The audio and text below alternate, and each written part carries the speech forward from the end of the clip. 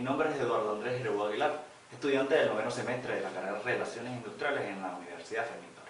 El presente video fue hecho para tratar sobre la fundamentación teórica del ambiente, la ecología y los ecosistemas. Comenzaremos por decir que a lo largo de toda su historia, el hombre se ha servido de la naturaleza y sus recursos para mejorar su calidad de vida y desarrollarse. Anteriormente, la naturaleza era capaz de abastecer al hombre con todos los recursos que éste necesitaba, recuperándose de forma continua y manteniendo un equilibrio. En los últimos años, fenómenos naturales cuyo alcance y repercusiones han sido mundiales: cambio climático, agujero en la capa de ozono, pérdida de la biodiversidad y otros, han hecho que finalmente el hombre centre su atención en el medio ambiente. La sociedad mundial se está haciendo cada vez más consciente del problema que representa el consumir de los recursos de la naturaleza. Fue entonces cuando se empezó a pensar en la necesidad de conservar los recursos de manera que pudiera asegurarse su disponibilidad en el futuro, y con ellos el bienestar de las naciones, dando lugar al surgimiento de nuevos conceptos como el desarrollo sostenible. Aunque se pudiera considerar la ecología una rama de la biología, es una ciencia multidisciplinar, pues precisa de otras áreas especializadas para sus investigaciones, tales como la física o la geología. Además implica también el estudio de cuestiones sociales, es decir, relacionadas con el ser humano y el efecto que él mismo, como el animal más destructivo conocido, genera en el planeta.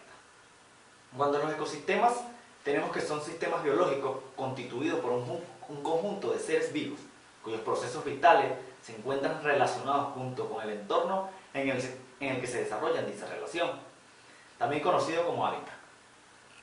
Existen tres tipos de ecosistemas principales. Los ecosistemas acuáticos cubren la mayor parte del planeta Tierra, incluye todas las áreas cubiertas por agua. Los ecosistemas terrestres son aquellos ecosistemas en los que flora y fauna se desarrolla en el suelo o subsuelo, y depende de la humedad, temperatura, altitud y latitud. En los ecosistemas mixtos o híbridos vemos como los principales grupos de ecosistemas, el acuático y el terrestre, se entremezclan, dando lugar de nuevos ecosistemas.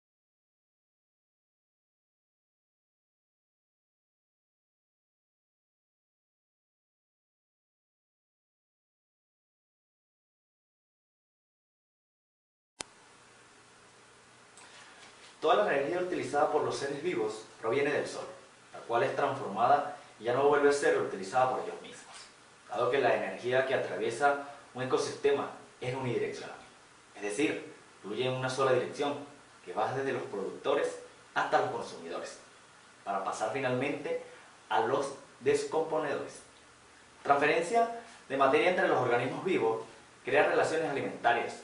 Por ejemplo, los productores que corresponden a organismos autótrofos convierten a la materia inorgánica en materia orgánica y le servirán de alimento o formarán parte de su estructura. Posteriormente, los organismos productores servirían de alimento a los consumidores herbívoros y esto a su vez a los carnívoros.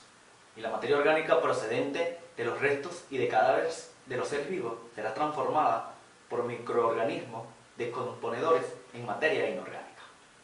Por lo tanto, es posible decir que la materia constituye un ciclo cerrado en el ecosistema.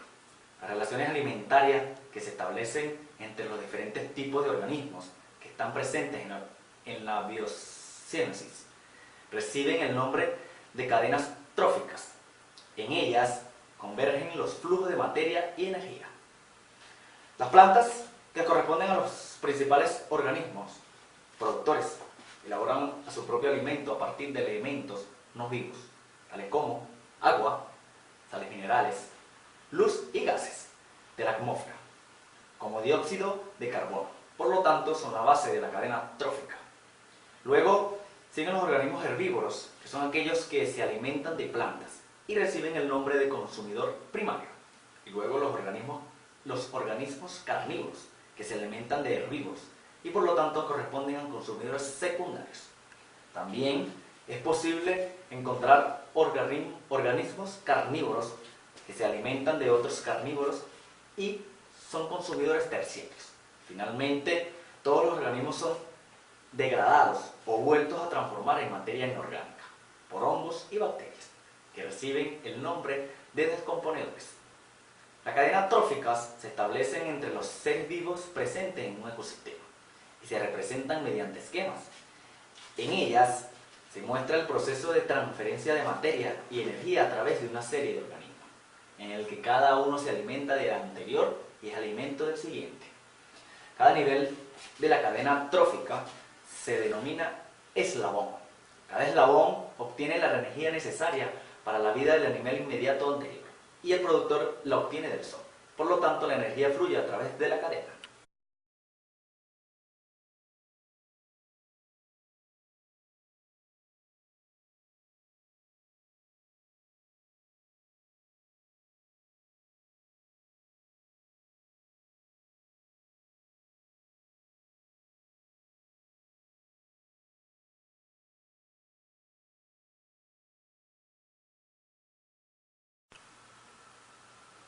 En el medio aéreo las diferencias de temperatura pueden ser muy extremas, mucho más que en el medio acuático. La temperatura varía según la latitud y también con la altura. Los organismos se distribuyen según la temperatura. La llegada de la luz y los organismos fotosintéticos es fundamental para el mantenimiento de la vida. La duración diaria de la iluminación solar, que está en la relación con la latitud, sincroniza el ritmo biológico interno de muchos organismos, regulando procesos como la floración, caída de las hojas, reproducción, mudas, migraciones, hábitos nocturnos y diurnos. La humedad es un factor de vital importancia, ya que los organismos animales y vegetales están constituidos en gran parte del agua, y esta es impredecible para las funciones vitales. El grado de humedad influye en el proceso de transpiración de los organismos.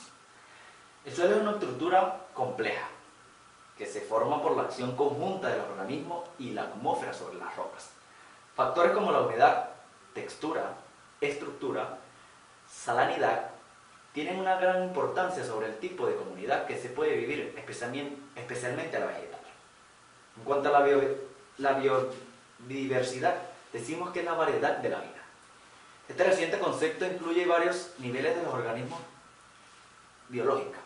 Abarca las especies de plantas, animales y microorganismos que viven en un espacio determinado a su variabilidad genética. A los ecosistemas de los cuales forman parte estas especies y a los paisajes o regiones en donde se ubican los ecosistemas. Entre los tipos de la biodiversidad encontramos la diversidad genética, la cual comprende la variación de los genes de una especie. Luego de la diversidad ecológica, que es una variedad de ecosistemas o comunidades biológicas existentes en un área, y la diversidad funcional, que es la variedad de respuesta de las especies de los cambios ambientales. ¿Qué es un bioma? Los biomas son áreas ecológicas muy grandes en la superficie de la Tierra, con fauna y floras, animales y plantas que se adaptan en su entorno.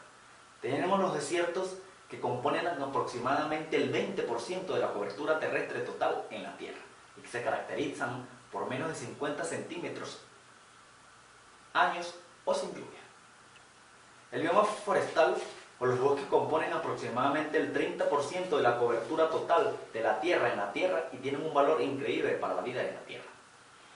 El bioma de los palizales, como su nombre indica, que son áreas masivas denominadas por algunas especies de pastos con algunos árboles distribuidos escasamente.